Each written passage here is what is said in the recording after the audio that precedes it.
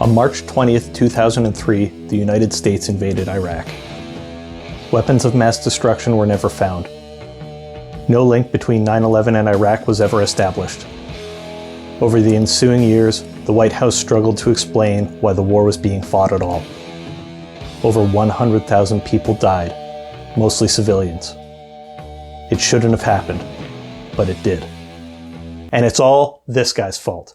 I'm Matt Grande. This is Sir Allen MacNab. Welcome to Hamilton Ruins Everything.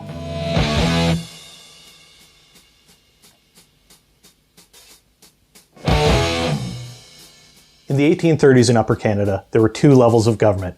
You had the elected Legislative Assembly and the appointed Legislative Council. And the Legislative Council hated the Legislative Assembly.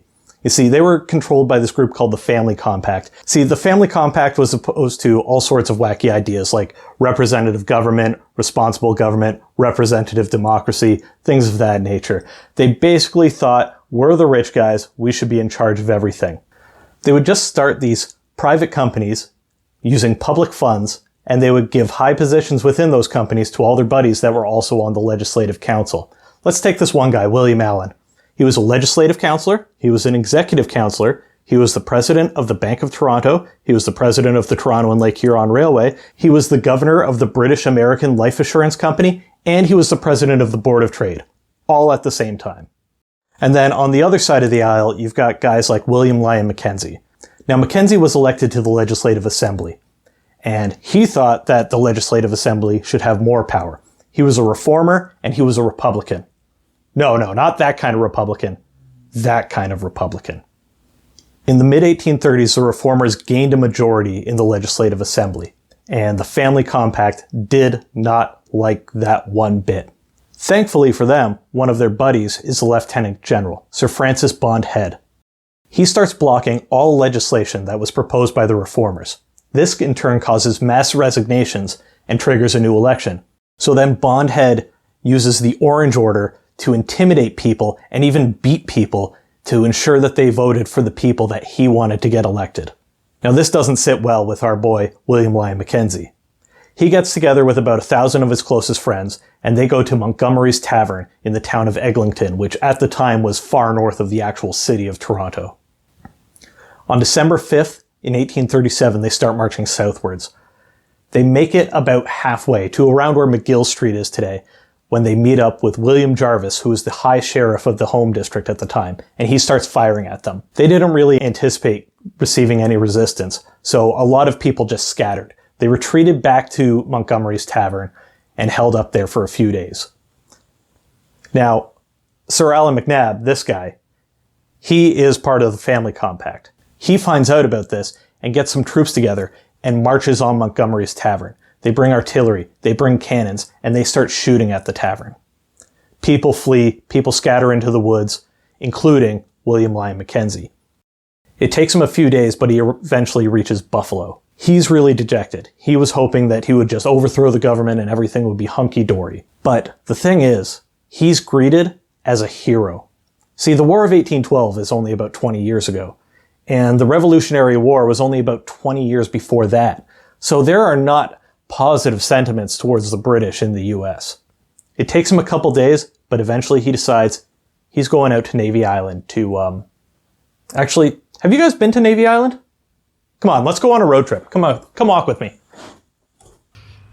So just across the Niagara River here is Navy Island. Mackenzie and his Republicans and a bunch of American supporters took over the island and an old War of 1812 fortress and named it the Republic of Canada, which, apropos of nothing, has one of the worst flags I have ever seen. Hey guys, Matt Grande from the editing bay here. It turns out there's some dispute over which flag they actually used. So it's possible that they used this flag, but it's more likely that they actually used this flag. Okay, back to the video.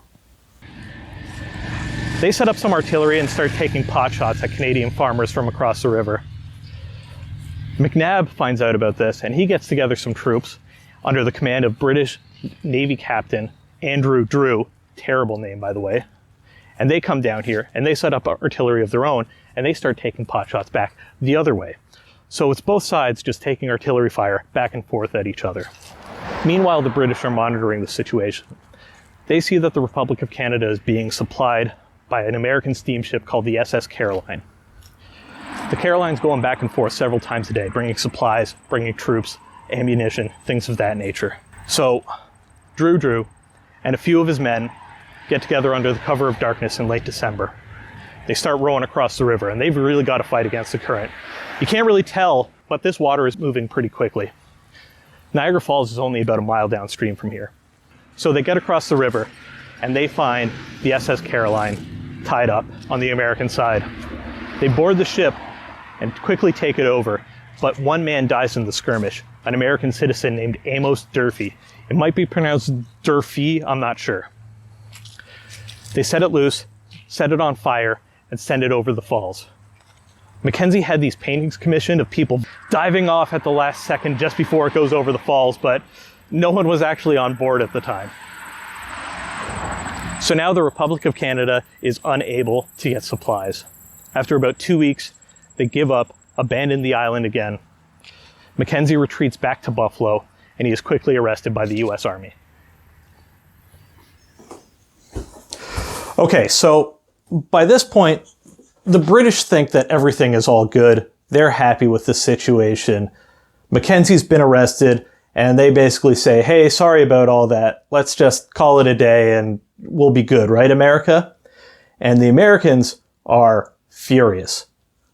British troops went into American territory, killed an American citizen, and burned an American ship. They were not happy. The British, on the other hand, were justifying it by saying, hey, these guys were basically pirates. We were doing you a favor. This whole thing almost caused an international incident. It took 5 years for it to be resolved in the Webster-Ashburton Treaty. And to be fair, that treaty is mostly about agreeing about the border of Maine, but, it's fine. But this whole incident, the sinking of the Caroline, it established this principle in international law called anticipatory self-defense. See, if you thought that there was an immediate danger, that self-defense was 100% necessary, then you could invade another territory.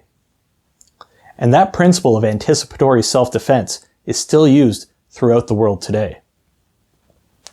So, on December 29th, 1837, Sir Allen MacNab and some British troops invaded the United States. On March 30th, 2003, the United States invaded Iraq. And it's all this guy's fault. Hamilton ruins everything.